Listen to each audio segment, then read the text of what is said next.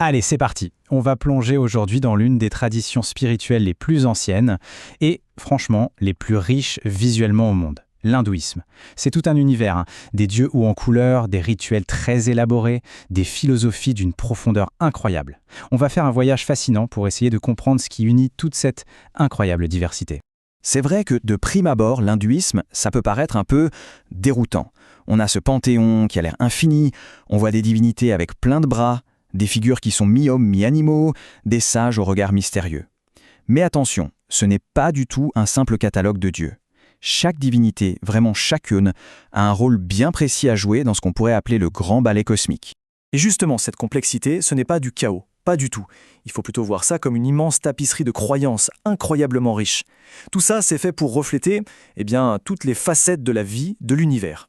Chaque dieu, chaque mythe, chaque histoire, tout ça, ça nous révèle une philosophie vraiment profonde sur ce qu'est la réalité et sur notre propre place dans tout ça. Du coup, ça nous amène à une question fondamentale.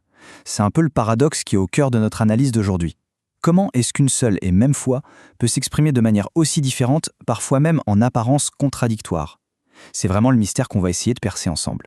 Alors, pour trouver la réponse, il faut aller voir au cœur même de la pensée hindoue. C'est là que se trouve la clé de ce paradoxe. Et on va voir que c'est un concept qui est à la fois très simple et d'une profondeur vertigineuse. C'est ce qui unifie tout ce qui, à première vue, a l'air complètement séparé. Voilà, cette citation le dit très bien. Cette avalanche d'images de dieux et de déesses, c'est souvent la première chose qui nous frappe, qui nous fascine ou qui nous perd un peu. Mais qu'est-ce que ça veut dire au fond?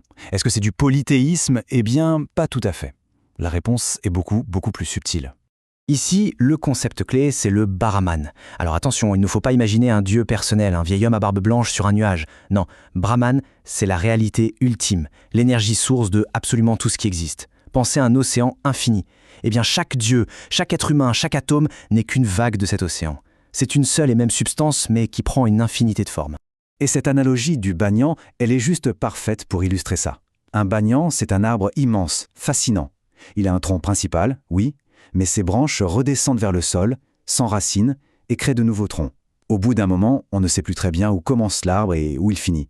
C'est un seul arbre, mais c'est aussi tout un réseau interconnecté. Eh bien, c'est exactement ça. Brahman, c'est la réalité unique qui se manifeste à travers une multitude de dieux et de traditions. Ok, donc maintenant qu'on a saisi cette idée de Brahman, cet océan unique, voyons comment ces premières vagues, les plus puissantes, se manifestent dans l'univers. C'est là qu'on rencontre la Trimurti, la fameuse trinité qui orchestre tout le cycle cosmique. Attention, la Trimurti, ce n'est pas trois dieux qui seraient en compétition. Non, il faut voir ça comme trois facettes de la même force divine qui gouverne l'univers. En fait, elle incarne les trois grands processus qui régissent absolument tout. D'abord la création, ensuite la préservation et enfin la transformation. Ce n'est pas une histoire qui a un début et une fin, c'est un cycle dynamique, perpétuel. Alors regardons cette trinité d'un peu plus près. On a d'abord Brahma, le créateur. C'est lui qui lance l'univers. Ensuite vient Vishnu, le préservateur. Son rôle, c'est de maintenir l'ordre, l'équilibre.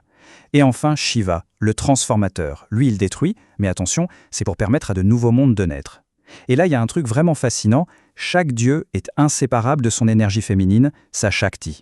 Saraswati, la déesse de la connaissance, inspire la création. Lakshmi, la prospérité, soutient la préservation. Et Parvati, la puissance pure, est le moteur de Shiva. C'est un équilibre parfait, on voit bien, entre le masculin et le féminin.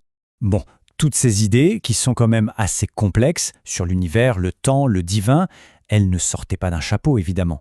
Elles sont le résultat de milliers d'années de réflexion, et tout ça a été consigné dans une bibliothèque de textes sacrés absolument immense. C'est impressionnant, et certains de ces textes sont parmi les plus anciens que l'humanité ait jamais produits. Grosso modo, ces textes sont divisés en deux grandes catégories. Pour faire simple, il y a le Shruti, qui veut dire ce qui est entendu. On peut voir ça comme la révélation divine directe, pure, intemporelle. C'est la source originelle. Et puis il y a le Smriti, ce qui est remémoré. Ça, c'est la tradition, ce qui a été transmis par les grands sages. C'est en quelque sorte l'interprétation de cette révélation, mais racontée sous forme d'histoire, de loi, pour qu'elle soit accessible à tout le monde à travers les époques. Et au cœur du Shruti, le noyau dur, on trouve les 4 Védas. C'est vraiment le socle de l'hindouisme. Le plus ancien, c'est le Rig Veda, une collection d'hymnes magnifiques qui célèbrent les forces de la nature. Le Samaveda, lui, il met tout ça en musique pour les rituels.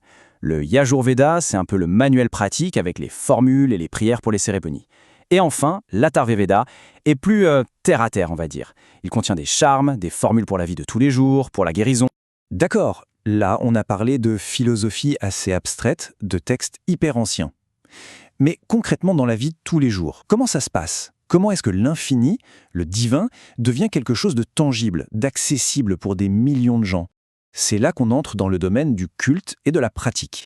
Et là, il y a un concept central qui est très souvent mal compris. C'est celui de murti. On a tendance à traduire ça par idole, mais c'est une erreur. En réalité, un murti n'est pas Dieu lui-même. C'est une incarnation sacrée, un point de concentration qui aide notre esprit, qui lui est limité, à se connecter à cette réalité infinie du divin. C'est une sorte de pont, si on veut, entre le monde visible et l'invisible. Et l'approche du murti, c'est un processus en 3 étapes qui est assez magnifique. Au départ, tout part de la contemplation de l'absolu, de ce divin qui n'a pas de forme. Ensuite, pour le rendre plus accessible, on lui donne une forme physique, avec des symboles, des attributs qui représentent ses qualités. Et enfin, cette forme, le murti, devient un support sacré, un outil pour aider à concentrer son esprit, pour prier, pour méditer sur la nature du divin. Mais cette connexion au divin, elle ne s'arrête pas à la porte des temples ou aux icônes. Pas du tout. Dans la vision hindoue, c'est le monde naturel tout entier qui est une manifestation du sacré. La terre, par exemple, est vue comme une déesse mère prise de vie. Le feu, c'est le dieu purificateur Agni. Et les rivières, les montagnes, les animaux, même certaines plantes comme le lotus ou le banyan, tout ça, ce sont des portails vers le divin. Bon, après ce petit voyage au cœur de l'hindouisme, qu'est-ce qu'il faut retenir de tout ça? C'est quoi l'idée principale, le fil rouge de cette quête spirituelle qui traverse les millénaires? Le point vraiment crucial, c'est que l'hindouisme, ce n'est pas un dogme rigide, avec un seul chemin, à suivre une seule vérité. Pas du tout. C'est une exploration permanente, une sorte de conversation qui n'en finit jamais sur ce qu'est la réalité. Et toute sa diversité, ce n'est pas du tout une faiblesse ou une contradiction. Au contraire, c'est sa plus grande force. Ça veut juste dire qu'il y a une multitude de chemins possibles pour une seule et même quête de la vérité. Et on peut finir avec une question, juste pour la réflexion. Si la réalité ultime est bien une chose unique, totale, qu'est-ce que ça nous apprend sur notre univers et sur nous-mêmes qu'elle choisisse de s'exprimer à travers une infinité de formes, de couleurs, d'histoires? Le secret de la beauté du monde se trouve peut-être juste là, dans cette question.